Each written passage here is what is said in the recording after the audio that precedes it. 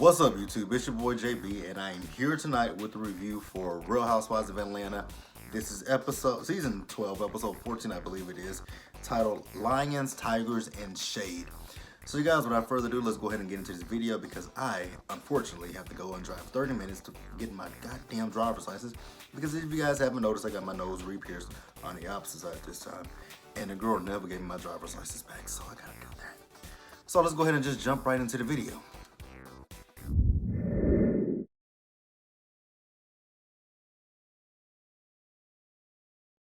All right, you guys. So this episode was a little boring for me. It didn't give me much. So we're gonna start up with Kenya. So with Kenya, we saw Kenya. She's at the crib. She's getting ready to feed Brooklyn dinner. Then Cynthia shows up. Cynthia and her are talking about the fact that she reached out to Nene. She sent Nene an invitation to come over to the Bailey wine cellar so that they could have a conversation, air out their grievances, let bygones be bygones and move forward with whatever they're gonna do. So, while Cynthia's getting ready to start, Cynthia's there praying. It was a shady prayer because she was talking about the fact that Kenya threw her under the bus when it came down to Tanya and the cookie lady. So, Kenya is talking about how, she felt a certain type of way about the fact that Cynthia, when it came down to the whole cookie lady situation, she went and told Tanya, but Cynthia didn't let Kenya know that she had had the conversation with Tanya. But on Twitter, she said that, this was in Toronto. So, I don't know. Honest to God, I really don't care. It's old, it's done.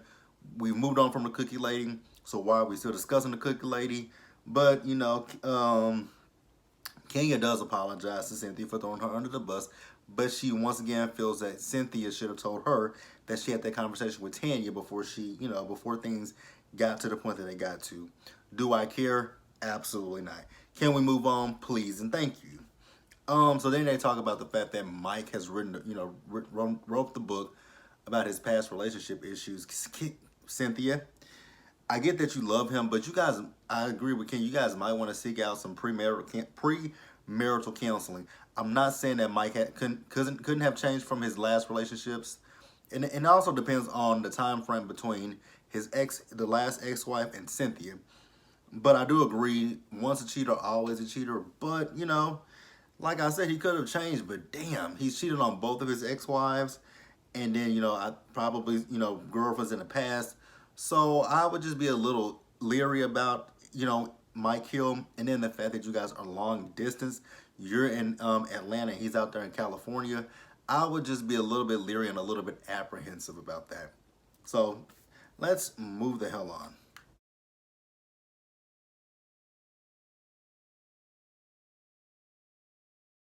You know what, you guys? This video might not be long at all. So next up is Cynthia. So we saw Cynthia. Cynthia was at the Bailey wine cellar. She was on the phone with Eva, and she's just telling Eva that, Ms. Leaks is, supposed to come over here to the wine cellar today, and we're supposed to have a conversation. Eva was like, girl, I know you lying. Nope, I'm not lying to you. I'm telling you the truth. Like, Nene's supposed to come over here, and we're supposed to talk and, just, hash things out. So we also did see Nene. She was talking to Greg about, they were role playing. Greg was pretending like Cynthia. Well, actually, he wasn't pretending because that is exactly what Cynthia did. Cynthia was basically kissing Nene's ass, which we're gonna get into that in just a few seconds. But Nene shows up, and at first things were a little awkward between the two of them, but then they sat down and they had the conversation, and Nene wants to know what Cynthia meant by the fact that she was a toxic friend. Well, I mean, she said her feelings were hurt by that, but I mean, if the shoe fits, you might want to wear it because you are a toxic friend. Like, being friends with you is not a good, it can be a good thing, but it can be a bad thing. Like, when things are good, when you're friends with people and you're in a good friendship with them, things are good. But the moment that you fall out with them, you are trying to tear people down. And Nene doesn't feel that way. Now, Cynthia did say, maybe when she said toxic, maybe that was a bit of a strong word. But she talks about at the reunion last year, how Nene was, was not listening. She wasn't there. She didn't want to respond. Which Nene said that was true. She wasn't listening, which we all know that. Now, here's the thing about Nene. So, Nene doesn't feel horrible about anything that she said about Cynthia. She doesn't think that, saying Cynthia is weak, insecure, she don't think that that's a bad thing. But yes, it is. It's not good to say that someone's weak or they're insecure. That's not a positive. That's a negative. Like, learn what positive and negative mean, Nene. Like, please learn what that shit means. Um, so then Nene is also talking about the fact that Cynthia did 7 interviews before she even did the one. Now, Nene, you guys, the first one that you're talking about, I know, is Watch What Happens Live when she was on there with Andy. You guys know, we all know how Andy Cohen is. We all know that Andy is messy as fuck, and he asks questions. So Cynthia answered the questions that Andy was asking her. But Nene is just irritating to sometimes. Like, she's so fucking irritating, and she doesn't want to own up to her own bullshit. And that's what irritates me about Nene, is the fact that she doesn't own up to her shit. Um, Nene's also talking about again that Cynthia has a side that she doesn't want nobody to see. Who cares? So Cynthia says that when it comes down to you tear, like, when you're not friends with somebody, you do tear them down. And Nene's like, who name someone that I've done that to? I can name you a few people that you tried to tear down: Portia, Marlo, and Cynthia. And you tried to tear Cynthia down after that. What reunion was that? What reunion was that she and Ken, that the first time that they got into it? I think it was season 6 with the Bailey Bowl. No, yeah, it was season 6 with the Bailey Bowl that they got into it because they weren't friends at the reunion. And then on Watch What Happens Live with Andy, when Andy was asking her who do she think should come back next season, and she said that Cynthia shouldn't come back. So that was one time, and then the whole, the time that you and Marlo fell out with each other, you were so dead set against Marlo being on the show because you didn't want her to film with Kenya. Like, so yes, and Portia, like when you was on Watch What Happens Live after the season 9 reunion, when the whole Candy situation came about, you said that frickin' Frack should be gone. So yes, Nene, when you are not friends with someone, you definitely do that. You tear them down. So don't sit here and play like you don't do it, because you 100% do the shit. So then Nene gets upset because they were going back and forth a little bit. Nene gets upset and she walks outside. And I'm like, Cynthia, if you follow her outside, you literally are cowering to her, basically. And Cynthia did follow in behind her. I'm like, well, she followed in behind her, and I don't know why. I absolutely do not know why she followed in behind her. So then we do see, so Nene was having this event. And I'm going to talk about Nene in just a few minutes, but I'm going to wrap Cynthia up. Because we saw Cynthia and Eva, they were heading to Nene's event. So Cynthia was getting Eva caught up on what happened. So they are not in the best, they're not in, like, going to be back to where they were before. But at this point right now, they are in a good spot. They can be cordial with each other. They can be in the same room with each other. And so they finally make it to the spot where Nene's having this event.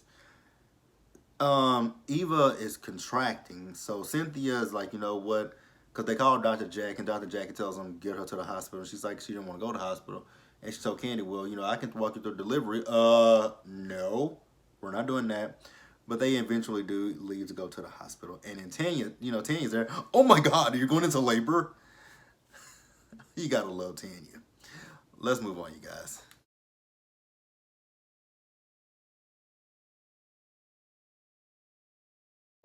All right, you guys. So let's wrap this up. So we see Nene earlier in the episode at Swag, and Marlo shows up, and she shows her the card that Cynthia sent to her, telling her that she would want to meet up with her, and she thanks her for sending stuff to the opening of the Bailey wine cellar.